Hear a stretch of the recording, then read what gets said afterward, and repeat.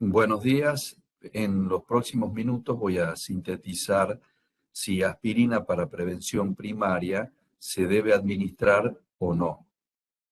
Estos son mis conflictos de interés y la administración de aspirina para prevención primaria está basada en los beneficios potenciales que tiene, como la reducción de la muerte cardiovascular, infarto o accidente cerebrovascular. Pero eso debe ser equilibrado con los riesgos. Y los riesgos son principalmente el sangrado, tanto intracraneal como digestivo, y además de traer problemas de morbilidad o mortalidad, puede aumentar los costos.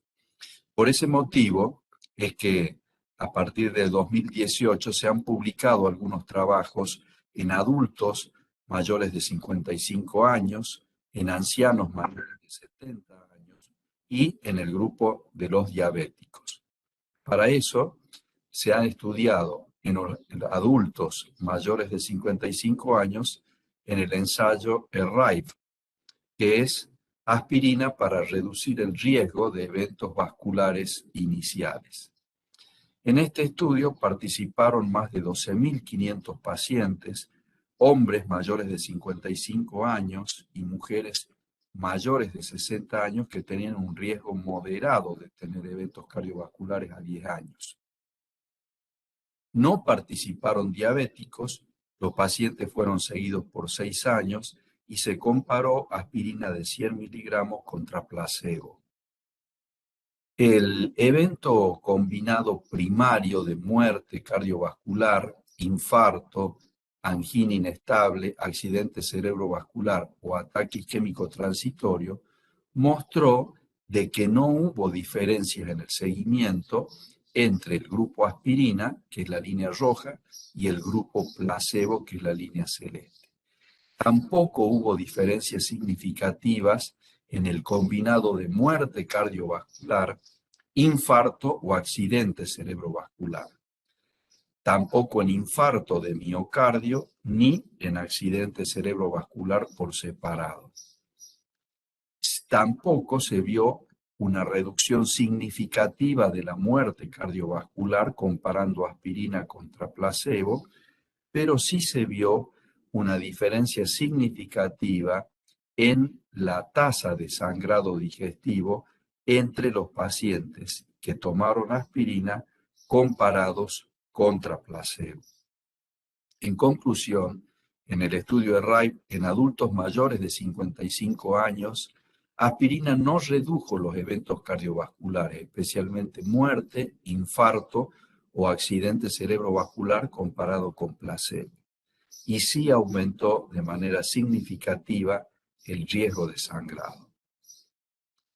En ancianos con una edad igual o mayor a 70 años, fueron estudiados en el ensayo ASPRI, que es aspirina para reducir eventos en los ancianos.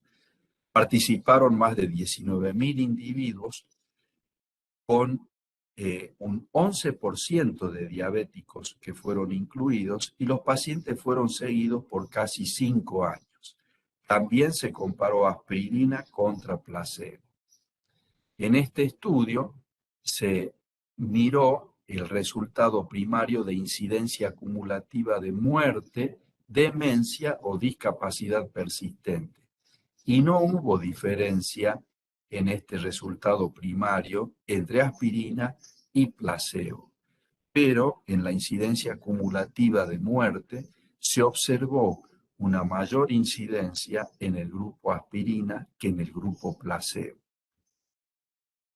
La incidencia de infarto no fue diferente entre placebo y aspirina y tampoco en el accidente cerebrovascular isquémico, pero sí hubo diferencias en la hemorragia mayor, significativamente más presente en el grupo aspirina que en el grupo placebo, y la incidencia de hemorragia craneal también fue mayor en el grupo aspirina que en el grupo placebo.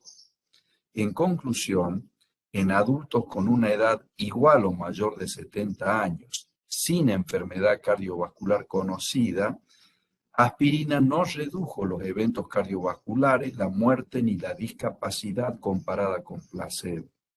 Aumentó en un 14% la mortalidad por todas las causas, aunque esto debe ser dilucidado, y aspirina aumentó un 38% el riesgo de sangrado en prevención primaria. Otro grupo muy especial y muy importante son los diabéticos. Estos fueron estudiados en el ensayo ASCENT, un estudio de eventos cardiovasculares en diabetes.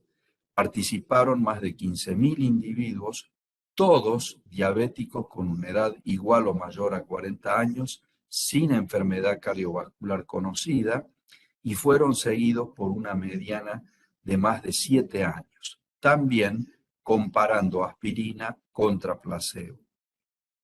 Y se observó que el primer evento vascular serio dado por el combinado de infarto, accidente cerebrovascular, ataque isquémico transitorio o muerte cardiovascular fue significativamente menos para aspirina que para placebo. Es decir, que hubo un beneficio de aspirina en los diabéticos. También cualquier evento vascular serio o revascularización fue significativamente menor en el grupo de diabéticos que en el grupo que se le administró placebo. Y con respecto al sangrado, hubo más sangrado, o mejor dicho, se beneficiaron más de no tener sangrado aquellos pacientes que no recibieron aspirina.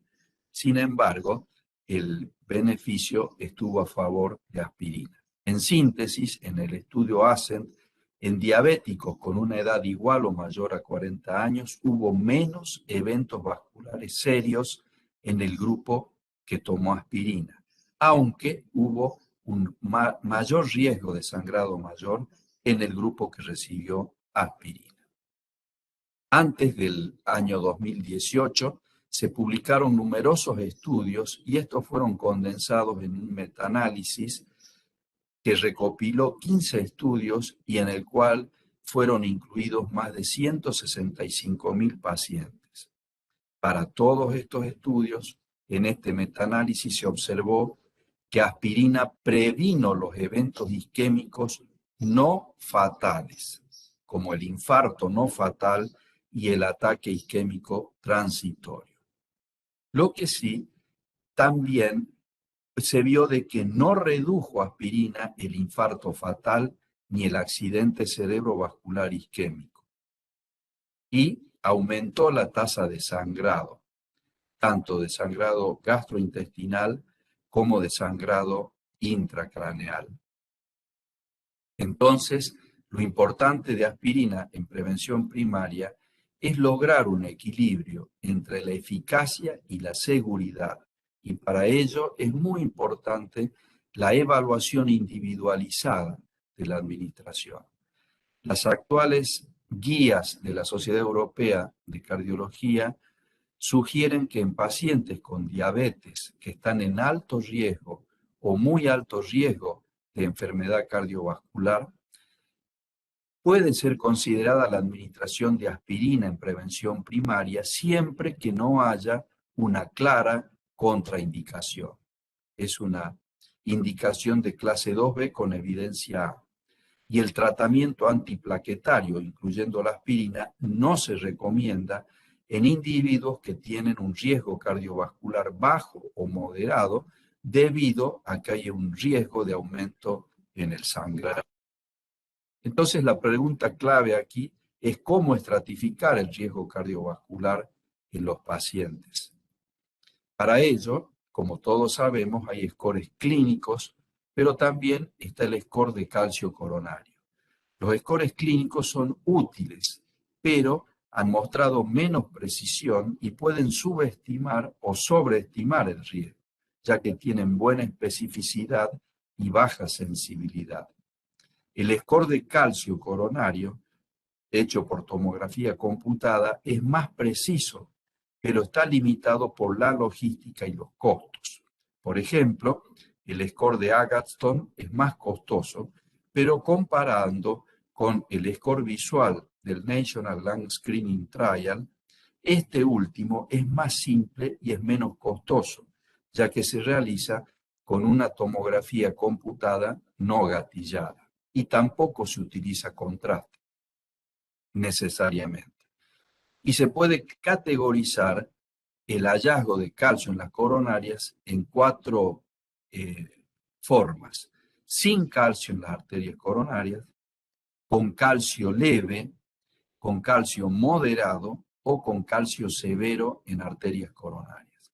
Los que tienen calcio moderado tienen aproximadamente 3 veces más de desarrollar eventos cardiovasculares en el seguimiento que los que no tienen calcio coronario, y los que tienen en grado severo tienen 7 veces más probabilidades de tener un evento en los próximos años si va acompañado de factores de riesgo. Por lo tanto, esto puede estratificar de manera importante a estos pacientes. Un estudio reciente de score de calcio coronario y aspirina en prevención primaria mostró datos importantes. Cuando el score, este fue hecho con el score de Agatston. La línea celeste significa un score de Agatston igual o mayor a 100 unidades. Y se vio que cuando este umbral se alcanza o se sobrepasa, hay mayor incidencia acumulativa de eventos de sangrado. Pero también cuando se alcanza este nivel, es decir, un score igual o mayor a 100, aumenta de manera significativa la incidencia de eventos de enfermedad cardiovascular aterosclerótica. Si vamos a ver entonces a los pacientes divididos en grupos como con bajo riesgo de sangrado y vemos el score de calcio, vamos a ver que aquellos pacientes que tienen un alto riesgo de tener eventos por un score clínico, por ejemplo, más del 20%, pero esto se asocia con un score de calcio elevado, tienen mucho beneficio ya que se reducen significativamente los eventos ateroscleróticos cardiovasculares con pocos eventos de sangrado. Por el contrario, si son pacientes que tienen alto riesgo de sangrado y están también con un alto riesgo cardiovascular, la tomografía computada que muestre calcio severo en las arterias coronarias o un score de Agatston con 100 o más unidades muestra que se equilibra el riesgo-beneficio. Se reducen los eventos cardiovasculares, aunque hay un poco más de riesgo de tener eventos de sangrado. Entonces, ¿qué reflexiones llevar al consultorio? En pacientes no diabéticos, entre los 40 y 70 años de edad, solo se debería indicar aspirina en pacientes de alto riesgo cardiovascular y preferentemente bajo riesgo de sangrado. Esto categorizado con estos scores o alguno de estos scores. No debería darse rutinariamente en pacientes mayores de 70 años y no se debería administrar en pacientes de cualquier edad con un alto riesgo de sangrado. En cambio, en los pacientes diabéticos puede ser considerada la administración de aspirina en prevención primaria en pacientes con una edad igual o mayor a 40 años. En pacientes diabéticos mayores de 70 años hay que discutir los riesgos y beneficios, es decir, reducir eventos cardiovasculares versus el riesgo de sangrado. Y en todos los pacientes en los que se administra aspirina, se recomienda administrar también un inhibidor de la bomba de protones. Muchas gracias.